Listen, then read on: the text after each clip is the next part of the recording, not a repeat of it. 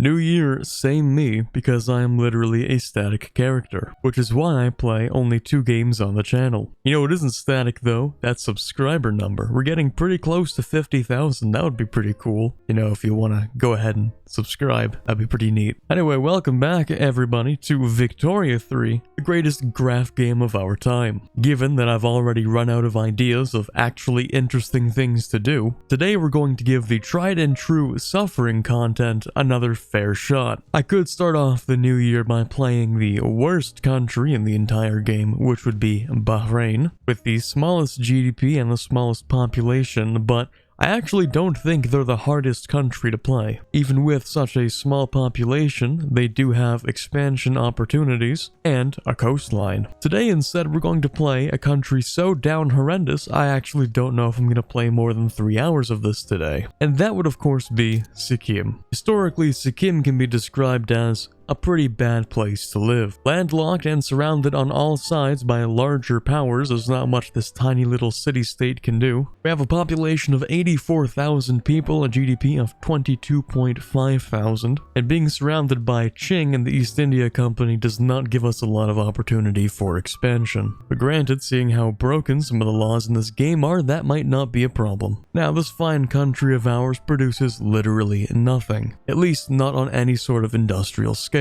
Given the fact that we have a very small population, probably within our interest to not really do any sort of agriculture at all. If we can trade for everything we need, then there's not really so much of a problem. Or better yet, if we can end up in someone else's market, then we might have the opportunity to truly industrialize. There really isn't a whole lot we can do, but at least we can put down a couple of decrees. And we're going to start with something really simple like a tooling workshop. Of course, the last thing we need is someone trying to invade us, so improving relations with everybody should fix that potential issue. Alright, to top it all off, we actually have isolationism, meaning we can't trade with anyone right now. Well, nobody really wants to change that, but we have time to kill while we fix that problem. Let's go ahead and put in the monks.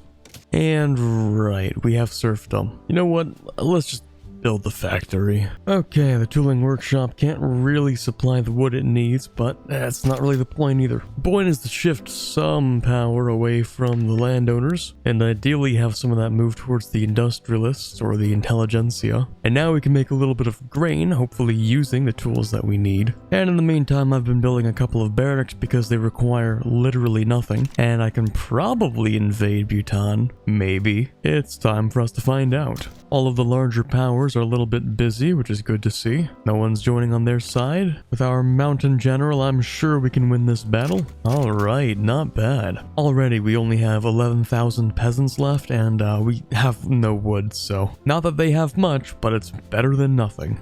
Most of the population here should already be integrated into our culture. There we go, we're getting some people in the logging camps to make some wood so we can make more tools to make more wood with. Along with wood, the population would also like some clothing and furniture. Well, okay, yeah, I guess that makes sense. Well, I don't like the rural folk that much, but I guess it's better than just having the landowners in charge. Okay, no more serfdom, that's a good start. At this point, you know, I'm not really sure what I'm supposed to do. Ideally, we can get someone in who's gonna swap us out of isolationism, but I don't know if we can really do that. Well, for starters, maybe we can swap out of traditionalism towards agrarianism. Well, that's it. We're once again out of population.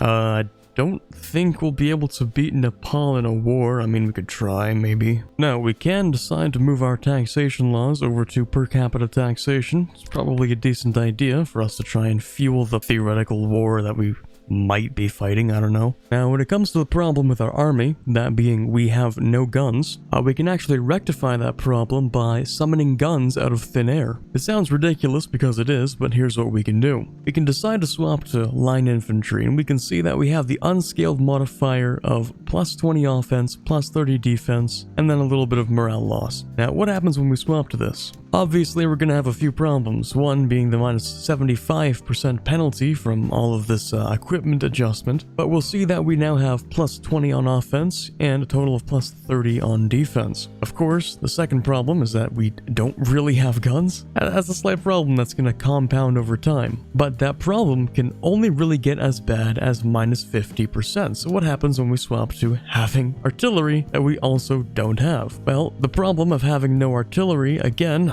only kind of brings us all the way down to minus 50% of our total capabilities, which means having the cannon artillery is going to add a free 5 defense and 5 offense for having no actual artillery. Of course, it is expensive because we're paying for that not military that doesn't exist, but that's okay because, you know, per capita taxation. On second thought, maybe that wasn't the greatest idea. You can't quite go into debt in this game the same way you can in like EU4. Basically, the army's a little too expensive right now. First we'll wait for per capita taxation and then we'll see what that gets us. It has taken, unironically, 6 attempts to try to pass this taxation. I might even go bankrupt just waiting for the law to actually pass. We are in some business. Now we can swap these guys back in real quick. We're gonna do that so we can pass a better health system. Seems to me like we have pretty much one option to go with. The autocracy is holding us back with that 50% government ideology penalty, and we need the capitalists to have a little bit more political power. Once we do that, they should be able to wrest their way into the power structure, and maybe at that point we can break our isolationism. Alright, the votes are in. 56% for the Conservative Party, 43% for the Liberals. I've been staring at this one spot for so long, I'm starting to go insane. I wonder how the rest of the world's doing. Russia's back in Japan. Cool. Here we can see the cleanest Mexican-American border ever seen in Victory. And balloon-edged. Cool. There is a slight revolution going on. I don't know if it's actually going to be that big of a problem. Yeah, maybe I'm just gonna stop doing that. Okay, lastly and least likely, maybe we can try to grab mercantilism or protectionism. It might radicalize someone, I don't know, I'm gonna try my best to like have it not happen. Well, the petite bourgeoisie also want to open the borders, so I guess that's okay. Borders finally open. I don't know if we're going to get anyone coming in here, but you know, we can give it a shot. Nepal still has closed borders, Tibet has closed borders, and Qing has no migration controls, but I don't think Qing has really that many people that we can move into our country. Maybe Tibetan, I don't know. Well, it seems I may or may not have radicalized a good portion of the population, and now they want wealth voting, which I guess that's fine, sure. Oh, look at that, we can finally get something done here. Without righteous government, it's much easier to pass some laws. Ironically, not really the laws that would support said government, but that's okay. I don't think they've noticed yet. Alright, now here's a little bit of an odd gamble. If we throw in the Liberal Party, we still somehow create a functional and legitimate government. Don't ask me how that works. But this theoretically functional government can try to once again break us out of our isolationism. Alright, you know what? Screw it, I might just go for multiculturalism. I shouldn't be allowed to do this, but if I can, I'm definitely going to. Oh, come on, petite bourgeoisie, don't do this. They really, really do not like multiculturalism. But I need population. Beautiful. I don't know how well that's going to work, but anyone of the state religion can now migrate to the country, theoretically. There aren't really a whole lot of those. There are some in Qing, though, so that might be nice. I don't know. Tibet definitely has a lot of people, but then again, Tibet is, very isolationist. You know, maybe it's a good idea to pop over to freedom of conscience. Or you know what, better yet, just go with full total separation. I don't know if that's gonna work, but we need more people in this country somehow. Become a protectorate of Britain. Oh my god, that might actually be perfect. Wait, this could be the moment I've waited for. Autonomous subject, I can start my own plays, and we're probably going to be part of the same customs union, right? The same market? I hope so. Alright, let's try it. A fun fact, I'm pretty sure this is like the historical Sikkim path. Ah, finally. An actual market. Perfect. We have a high migration attraction and a large market. We're enacting total separation and we have multiculturalism. It doesn't get much better than this.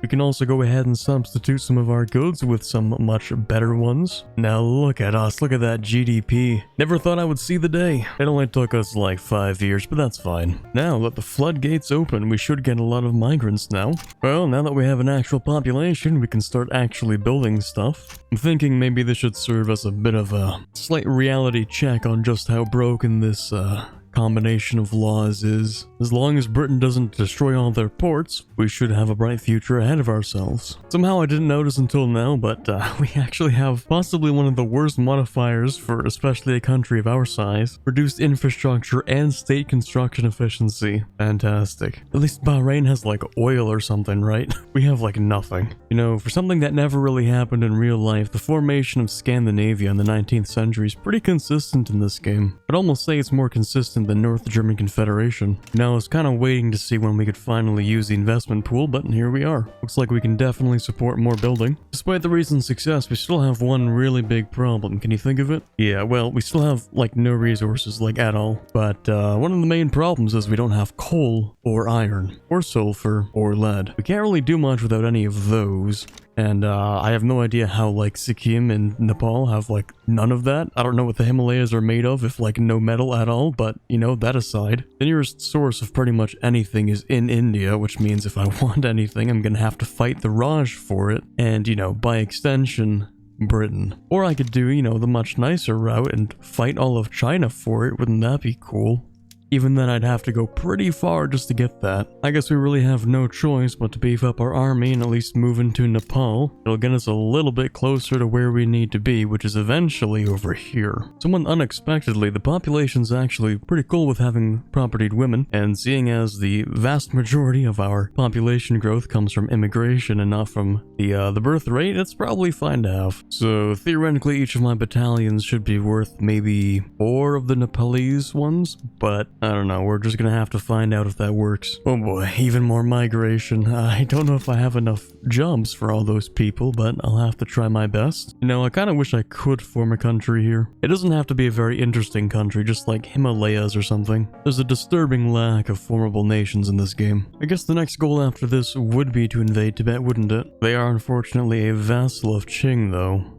I wonder if I could get Britain to help me. That might work out. They seem kind of weak, though. I mean, everyone in the game seems kind of weak. It's kind of a cursed universe where Austria is the wealthiest country in the world. Qing's army power projection is 2662 and ours is 115. Right. We'd probably have an easier time fighting Britain and the Raj than fighting Qing. But I do need their resources, so we're not going to do that, obviously. The best thing to focus on right now is to continue expanding and then hopefully get enough, you know, manpower and material to build an army and then maybe head into Tibet? I don't know. We'll have to see. First, we should probably get a professional army. And here it is, ladies and gentlemen, we have hit the gameplay loop of Victoria 3. Congratulations, everyone. Oh, well, we now have some new parties. We're gonna spend the next few years building up, increasing that skyrocketing economy, and focusing as much as we can on building up the army that'll let us invade Tibet. Even Tibet has actually a pretty decently sized GDP, but I'm sure we can beat them. We just need better technology, which means we're gonna have to invest a little bit in a lot of universities, and hopefully by the time we get trench works, we'll be just about ready. Now our conscription centers can also have cool things. You know, I'm starting to think maybe we're having too many people migrate into the country. We can't really keep up with all this. Maybe we'll just take out debt to make more jobs, I don't know. Maybe that'll work. You know what, this monarchy has worked for a while, but I'm thinking we might change things up a little bit. I'm gonna lose some authority from doing this, but that's fine. Apparently, the monarchy is a lot more popular than I figured. Oh yeah, I completely forgot the fact that we're still technically in isolationism. It's just that we're in someone else's market, so that doesn't even matter. Although technically having that extra authority is kind of nice. Whoops, I didn't see that problem coming. Yeah, I was too busy building furniture, I kind of forgot about the trains. Alright, how about we get some of that fixed? I feel like so little is happening in this game, I might even like decide to go touch grass. It's crazy. I mean, we have the, you know, typical American-Mexican war, that's just, it happens. But like, nothing's really happening that much. It's been almost 50 years and we've just kind of like sat here for a while. Mind you, that is the average Victoria 3 gameplay, but like even a little more than usual. I kind of expected the world to play out in its own fashion without our influence, but no, there's just nothing happening. Wait, what? Britain's domineering towards me. I'm already your subject. Are you dumb? Clown behavior. I'm literally already a subject. What? Oh, they want to further integrate me. Okay, no, that's not happening. Alright, we got restricted child labor pushed through. Nice. Let's see if we can make this government better. Not really. Whatever. I might be able to push for census suffrage, though. Yeah, let's go with that. Alright, let's see how much I can destroy my economy. I can only have a maximum of 25 construction sectors, so let's see what halfway there gets us. Oh, some people are saying census suffrage isn't enough. We should have gone with universal suffrage, which was always the plan at some point, but I was thinking more in steps. I don't know. I do find it somewhat ironic that, like, there's so much support for isolationism, despite the fact that we're no longer technically isolationist, which has, like, brought this country so much wealth. Ah yes, the three main groups of the Himalayas, the Tibetans, the Nepali, and the Flemish. And yet somehow I'm still unable to employ everyone. So I had a little theory. I was thinking, well, I could probably just put on maximum taxation so long as I keep improving the lives of people, right? I mean, the only downside to increased taxation is really that people are going to spend less, you have less legitimacy, and the big one is the 50% more radicals or decreased standard of living. But I mean, if you just don't decrease the standard of living, things tend to go fine. Just, you know, ignore the fact that I'm losing money despite my maximum taxation capacity. As long as we're building and making more jobs, then debt doesn't mean anything, right? Wait a minute, did I actually run out of people to employ? I was scrolling Twitter for a second, you know. I was busy not paying attention to the game at all, so that was the least expected thing to happen. I wasn't paying that much attention, but I figured, you know, with the migration increase, the amount that I'm building, I can probably, like, you know, make it pretty much even. There's the migration we were missing. Oh, here we go. There's what I'm looking for. France splitting in two. The Dutch losing the East Indies. Fantastic. I was afraid I was gonna fall asleep or worse, actually go touch grass. Alright, with the new election coming in and major votes for the Liberal and Social Democratic parties, it seems pretty likely we can just go and move on to universal suffrage now. The next day. Bad news, everyone. I actually did go outside and touch some grass and somehow I got sick. Yeah, that's fun. Anyway, let's see if we can build an army capable of taking on China, assuming the British market is strong enough to handle it. There we go, Central Archives. I usually end up taking the technology progress on these ones. The temporary benefits in this game are often pretty, underwhelming. Nice, universal suffrage. At this point, I don't really think I need much else. I mean, we could swap from a monarchy, but does that really matter? Not entirely. Oh, there goes France. Communist France is coming in here. Wait a second, wait. Communist France? With an emperor? Really? What part of this is communist? Laissez-faire capitalist economy in a monarchy. Ah, there we go. That must be it. It's definitely the wage subsidies. Oh, we might actually get to the number 10 spot soon. Ah, hold on. France just recovered.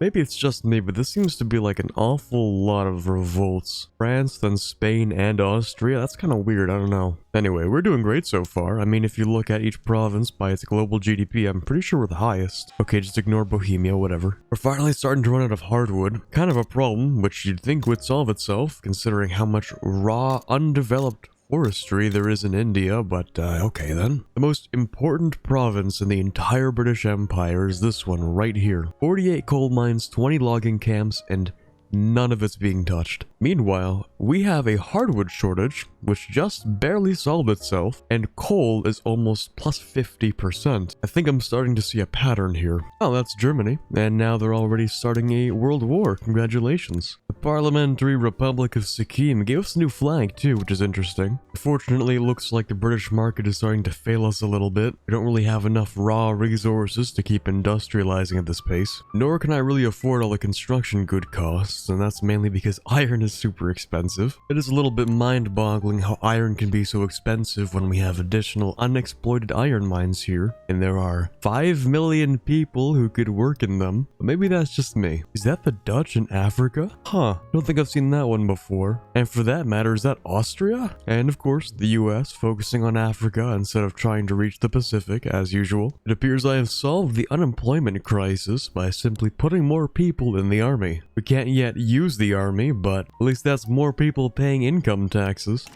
Finally, we've gotten trench works, we should be able to make a modern army now. I don't know if it's yet worth invading Qing over though. We have 600 power projection, and Qing happens to have almost 2,000. They are currently using line infantry though, so that would give us quite the advantage. I think I'll pick up the siege artillery first, and then we'll figure that out after. You know, I have to say, I am rather surprised that the British market has held on for this long. Usually by now, there would be like no ports left. Also, is that Sardinia Piedmont? This is neither Sardinia or Piedmont. Hey, there we go. Number 10 GDP, finally. I think we just kicked out the United States. I wonder why. I don't know. Weird. Anyway, I'm not complaining. You know, our ability to industrialize rapidly and extract resources from the British market probably leaves some rework to be desired. At this rate, it's almost like Britain's the colony, and we're just extracting raw resources from them in order to manufacture them into something better and then sell them back to them. Which, you know, isn't really supposed to be how it went down. Well, anyway, we've picked up the new artillery. Give it about a year and maybe we'll challenge Qing. Alright, proportional taxation is just what we need to fund this war. Well, the war I said would be happening soon, but then, you know, railway problems and then industry and then we'll get around to the barracks eventually. Now that we have this much money, I could probably end up building a lot more, well, building. More construction sectors would help out for sure. Alright, I'd say we're about as ready as we're going to be. 100 battalions at 1400 power projection versus Qing's 400 battalions and 2265 power projection. I'm sure this will be fine. Alright, I'm at least gonna go for Tibet. Not sure if I'm gonna also go for maybe Yunnan or Sichuan. After all, these guys have a lot of coal, and one of the biggest problems is the, you know, slight coal shortage that's been going on. Anyway, we'll start with Lhasa. And honestly, Britain's military is not that good, so I think I'm just gonna do this myself. Qing's declared us a rival, huh? I guess I'm supposed to feel honored, but seeing how bloody this war is about to be, I don't know how to feel about that. You know what, just for safe measure, I think I'm gonna go ahead and take Ngari as well. Maybe war reps? Yeah, screw it, war reps too. Alright, well, allons-y, I suppose. I don't know if we'll actually survive with the morale difference, but I don't think morale is the biggest issue at play here. That is 100,000 people in one battle. Alright, let's see if we can push forward a little bit. Yeah, it's not looking very promising, but I guess it could be worse. Become a puppet of them. I don't want to do that. I don't want any of this. I also don't even want independence. I just want things to stay as they are, you know? If I become a puppet, then I can't invade more of Qing. Alright, well, let's try and push into Qing a little bit. We can secure maybe one of the war goals, which might be enough for us to relax a tiny bit on that front. I don't know. Oh god, come on, please. We have no chance of surviving this. It would take a miracle. Well, what happens if we give in to Britain?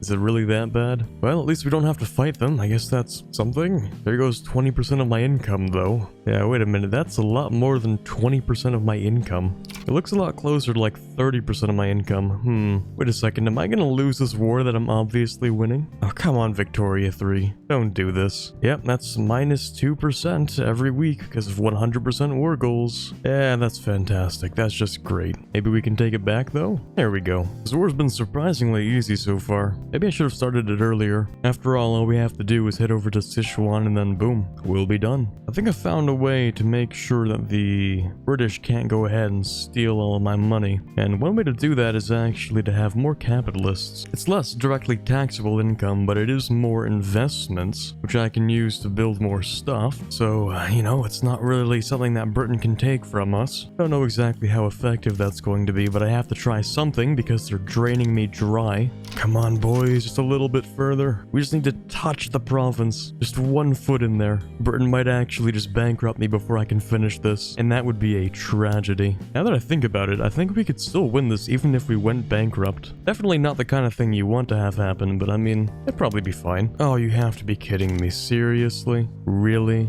I moved the armies for 10 seconds. I kind of hate the Victoria 3 war system. Just like everything about it, actually. This is it. This is the game that's made me decide it. I was on the fence for a while, but now that this is too, yeah, I can't forgive this.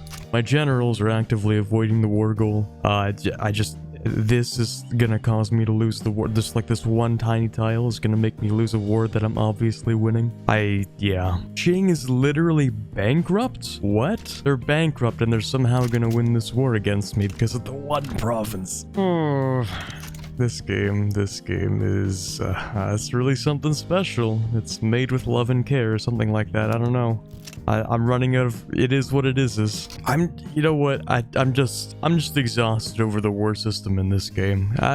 This is probably a good time to end off the whole thing. What better way could there possibly be to end off a video for this game than to showcase exactly why it needs to be improved still? Yeah, I don't know. I could probably live with the whole becoming a British puppet thing by extracting war reps from Qing and then maybe, I don't know, declaring some cheeky independence or something. But this is just sad, man. I think I'm gonna take like I'm gonna take a quick Victoria 3 break. That's gonna be it for me for today. I hope you guys enjoyed me playing as one of the hardest countries in the entire game, although when it comes to Victoria 3, that really translates to sit around and develop economically for 50 years simulator, but nonetheless, I hope you guys enjoyed watching. For now, this is Corbett signing off, waiting for Victoria 3 to update its war system, and as always, have a fantastic day. Big thanks to the patrons who helped to make this channel possible, including Yeo, Ben Greenhagen, Quiet Guy, Torvalve, Robert Kaleno, Ambient Cyan, James Levy, Chewy Shoot, and The Watcher. Join the Patreon today for $1 and get access to videos earlier than usual, but if you're just looking for something else to watch, then here are some suggestions on screen.